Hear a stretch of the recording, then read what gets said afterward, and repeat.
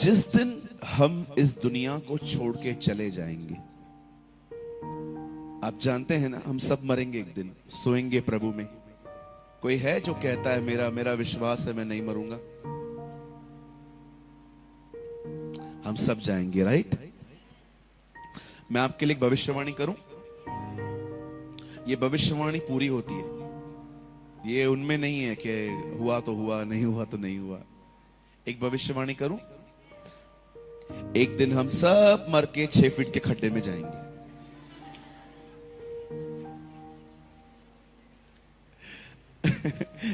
या ये भविष्य में होगा। लेकिन मैं आपसे पूछना चाहता हूं, क्या हमारे जाने के बाद हमारा परिवार, हमारे लोग, हमारी चर्च, क्या ये कह सकती है हमारे लिए कि मैंने सच में देखा था इस बंदे ने परमेश्वर के वचन का आदर किया था? बोलिए, क्या आप अगर एक मां हैं तो क्या आपकी बेटी ये कह पाएगी आपके लिए, आई नो माई मदर, मैं मेरी मां को जानती थी, वो खुदा के कलाम की इज्जत करती थी?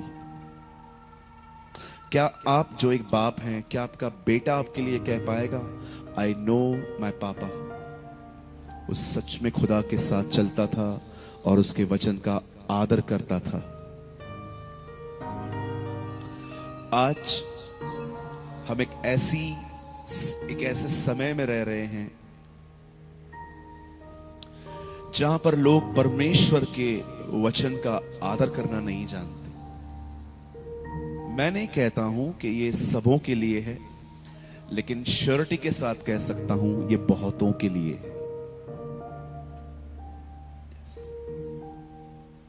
Learn to honour God's word.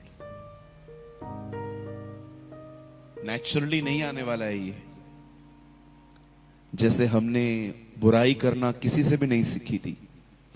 चलो एक सवाल पूछना चाहता हूं सबसे, दमतरी में क्या ऐसा कोई ट्यूशन खुला है जिसमें सिखाया जाता है झूठ कैसे बोलना चाहिए?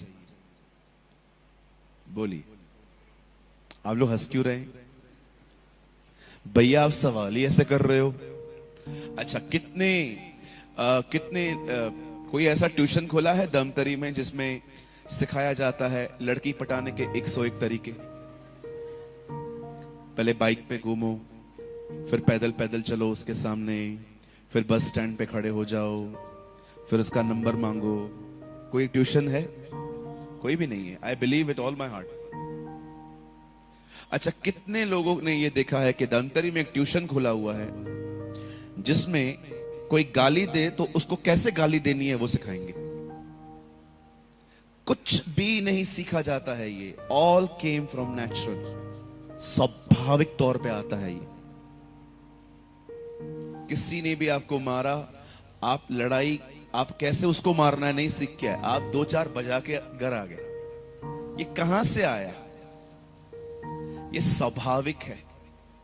लेकिन परमेश्वर का आदर स्वाभाविक तौर पे कभी नहीं आएगा, उसे सीखना पड़ेगा, उसे लर्न करना पड़ेगा, उसे समझना पड़ेगा, उसे अपने जीवन की एक आदत बनानी पड़ेगी।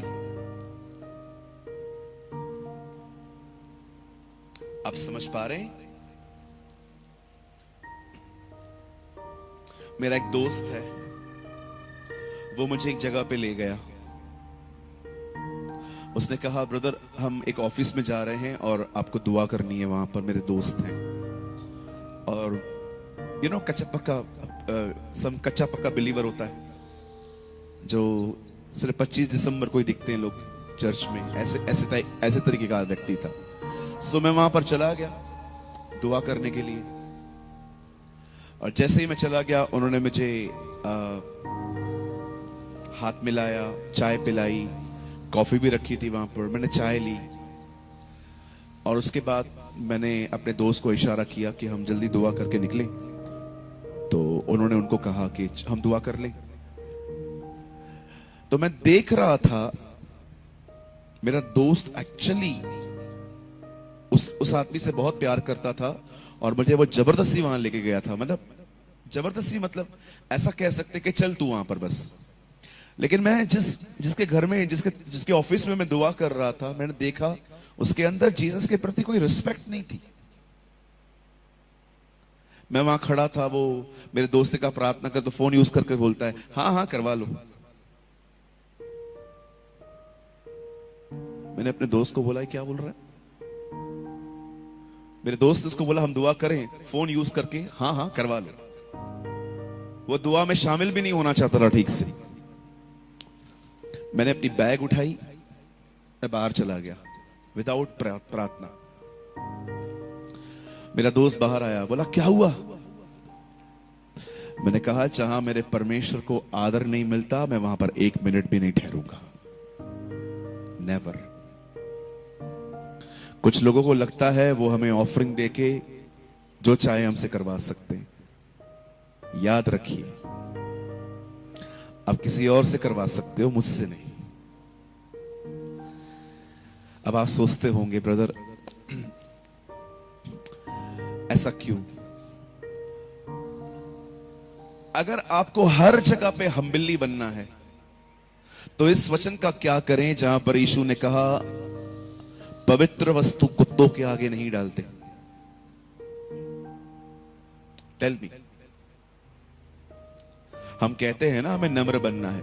हमें नम्र उनके सामने बनना है जो बिल्कुल भी जीसस के खिलाफ हैं, नहीं जानते हैं उनको, और वो लोग कुछ भी अंधविश्वास में हैं। लेकिन जो लोग ऑलरेडी उसके साथ हैं, उसको जानते हैं थोड़ा बहुत, उन्हें पता है कि कोई आ रहा है, और उसके बाद भी हमारे खुदा की इज्जत नहीं करते, मुझे लगता है यहां पर हमें थोड़ा समझना पड़ेगा।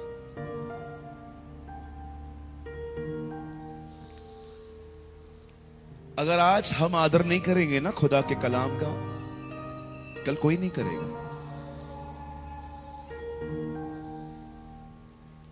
कैसे आदर किया जाता है ब्रदर? थोड़ा एक्सप्लेन कीजिए, आप थोड़ा बताइए। बाइबल बताती है एक समय ऐसा आया कि यीशु के सामने एक सूबेदार आया। कई सूबेदार, हम इसे इंग्लिश में कहते हैं सेंचुरियन।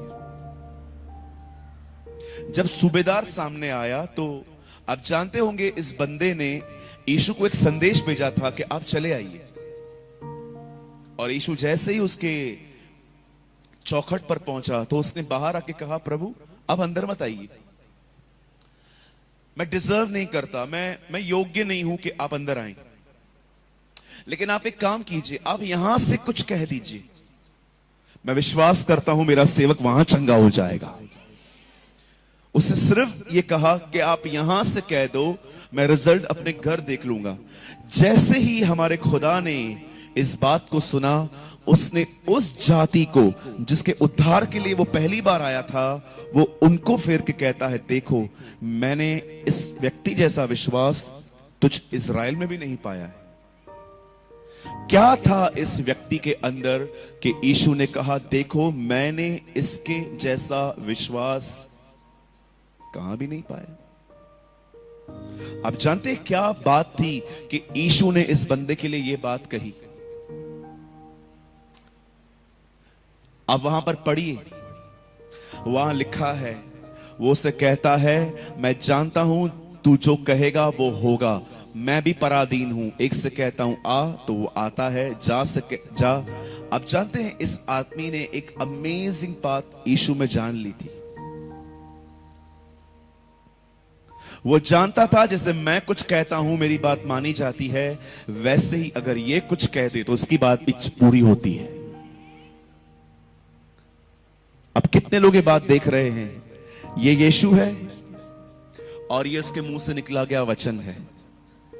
याद रखिए, बहुत लोग यीशु का आदर करते हैं पर यीशु की कही हुई बात का आदर नहीं करते। इस बंदे को देखिए, इसने यीशु से ही, यीशु के जितना ही उसकी कही हुई बात का आदर किया।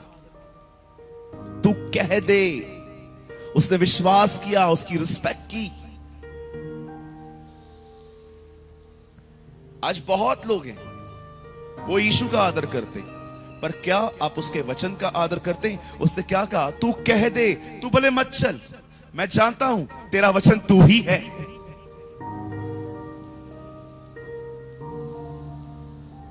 जब भी आप कुछ कर रहे हैं, या देखिए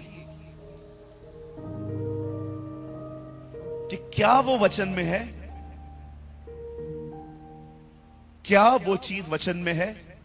मैं जानता हूं ये चीजें सुनना भी आजकल हम नहीं चाहते। हम चाहते हैं आजकल कि हमें बताओ हम अमीर कैसे बनेंगे, हमारे घर के रुके हुए काम कैसे पूरे होंगे, हमारी गवर्नमेंट की जॉब कैसे मिलेगी, मैं पास्टर कब बनेगा, मैं वर्शिप लीडर कब बनेगा। मुझे ये बताइए ब्रदर, ये आदर वादर करना आप ही सीखो, है ना।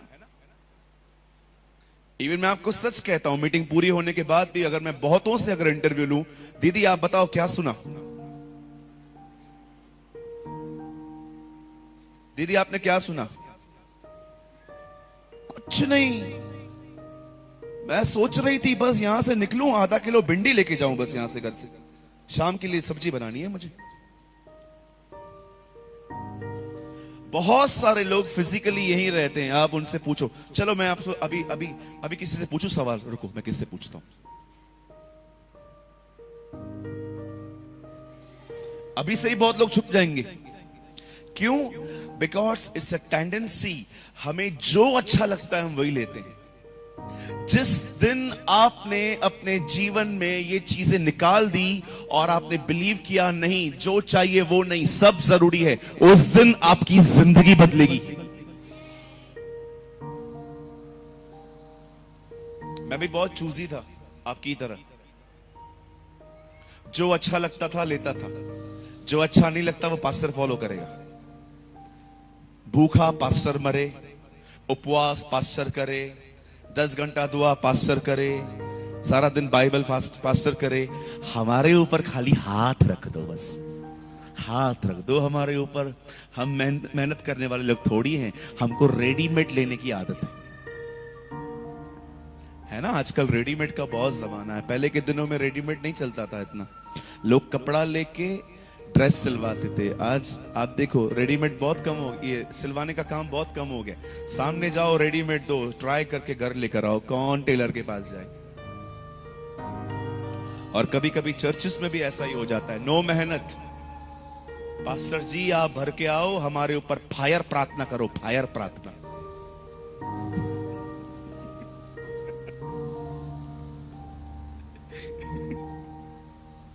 हमारे चर्च में एक बहन आई, उसने बोला मेरे लिए फायर प्रार्थना कर दो, फायर प्रार्थना। मैंने कहा दीदी ये नया आया है क्या, कौन सा बाइबल है आपका? नहीं ब्रदर, फायर फायर फायर प्रार्थना चाहिए। मैं खुद को देख रहा था, मैंने कहा प्रभु मैं खुद ही बुझा हुआ हूं, इसको फायर कहां से दूं यार। फायर प्रार्थना करो मेरे ऊपर। आई नो एलिया ने आग मंगाई थी ऊपर से, मैं इसको कैंसिल नहीं कर रहा हूं, लेकिन मेरे कहने का जो एंगल है ना, जो कॉन्टेक्स्ट है, मैं वो कह रहा हूं, सब रेडीमेड चाहिए ना, अपने को मेहनत नहीं करनी है ना। हाँ जी, कहिए अपने बाजू वाले को, हमें खुदा के कलाम का आदर करना है। यस। सोचो आपकी छोटी बेटी अगर आपको हर दिन सुबह उठ के देखे कि मम्मा किचन में जाने से पहले आधा घंटा बाइबल पढ़ती है, आप सोचो आने वाले दिनों में वो भी बाइबल पढ़ेगी। आमीन। लेकिन अगर वो देखे कि मां सुबह सुबह ही फोन पे बैठी हुई है, आगे चल के वो भी वैसे ही करेगी। सोचो अगर आपका बेटा आपको देखे कि डैडी इससे पहले कि ऑफिस जाए, काम पे जाए, लेकिन उससे पहले वो हर दिन वचन पढ़ता है, दानियल की तरह घुटनों पे आके दुआ करता है, मैं आपको सच कहता हूं एक दिन आपका बेटा भी आपकी तरह ही बनेगा। बहुत सारी चीजें बोली नहीं जाती, वो करके दिखाई जाती हैं। यीशु ने नहीं कहा सिर्फ प्रचार करो, यीशु ने कहा उन्हें सिखाओ। कैसे प्रभु? अपने जीवन से। He never say he always preach, preach, preach. He say teach. सिखाओ उन्हें। इस व्यक्ति को देखिए, ये जितना यीशु का आदर कर रहा है वो उसके वचन का भी उतना ही आदर कर रहा है। बोल रहा है प्रभु आप मत चलिए, भले आप यहां से कह दो, मेरा सेवक चंगा हो जाएगा। वो जानता था कि यीशु अपने वचन से जुदा नहीं है। अगर मैं वचन ले जा रहा हूं, मैं यीशु को ले जा रहा हूं। आमीन।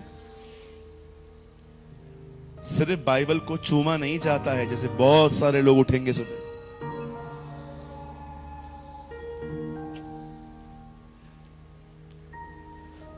मैं घर में गया, थोड़ी देर मुझे लेटना था। उन्होंने कहा आप लेट जाइए। जहां मैं लेटा था वहां का तकिया थोड़ा अनकंफर्टेबल था, तो मैंने तकिया उठाया, नीचे बाइबल पड़ी थी।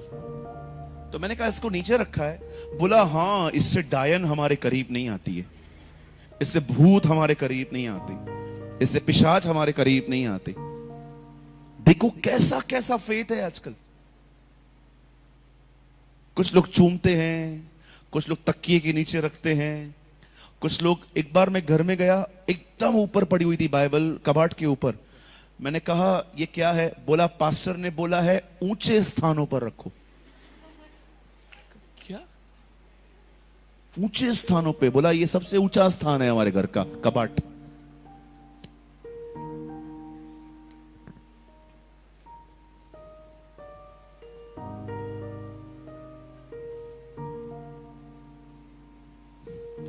सोचो हमें क्या क्या बर्दाश्त करना पड़ता है।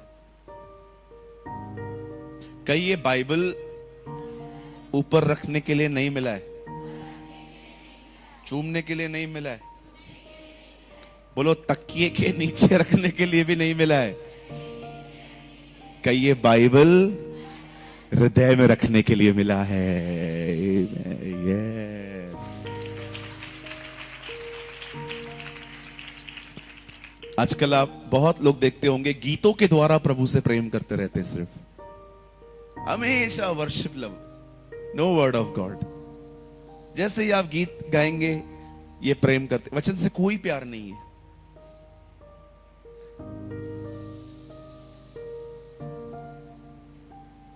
वर्शिप हमारे जीवन का एक खूबसूरत हिस्सा है।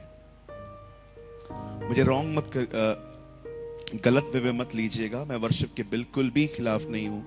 इवन मुझे पता है कि कल हमने और भाई ने कितना एंजॉय किया यहां पर। आपने देखा मेरे प्रचार में से उन्होंने गीत बना दिया। ऐसे आराधक बहुत कम होते हैं जो आप गाओ और उसमें से ही गीत बना दे। आप सोचो इस वर्शिप के लिए उनको कितना मेरे वचन पे ध्यान देना पड़ा होगा, पॉइंट्स लिखनी पड़ी होंगी। मैं बिल्कुल भी इसके खिलाफ नहीं हूं, लेकिन आपने देखा होगा कुछ लोग वचन नहीं पढ़ते, सिर्फ आराधना के द्वारा प्रभु से प्रेम करने की कोशिश करते हैं। आप याद रखिएगा, दिन में 7 बार स्तुति करने वाला वही लड़का दाऊद ये भी कहता है कि मैंने तेरा वचन अपने दिल में रखा है। आमीन। भले ही वो एक आराधक था, लेकिन उसकी आराधना भी वचन के साथ थी। इसे पढ़िए, इसे नीचे मत रखिए, इसे सिर्फ चूमिए नहीं, इसे दुआ करके पढ़िए। और याद रखिए, सिर्फ पढ़ने से ये आपके दिमाग तक आएगा, लेकिन अगर आपने इसे मनन किया तो ये आपके दिल में उतरेगा। दाऊद कहता है मैंने तेरा वचन अपने दिल में रखा है ताकि मैं गुनाह ना करूं, मैं अपराध ना करूं। आमीन। जितने भी लोग आज को आपको लगता है कि आप बिल्कुल नहीं पढ़ते थे बाइबल, आज से स्टार्ट करो। जो पढ़ते आए थे वो और बढ़ाओ। होशाया में लिखा है, हे पृथ्वी के नम्र लोगों और नम्र बनो, है ना? तो मैं भी यही कहूंगा, हे बाइबल के पढ़ने वालों और बाइबल पढ़ो।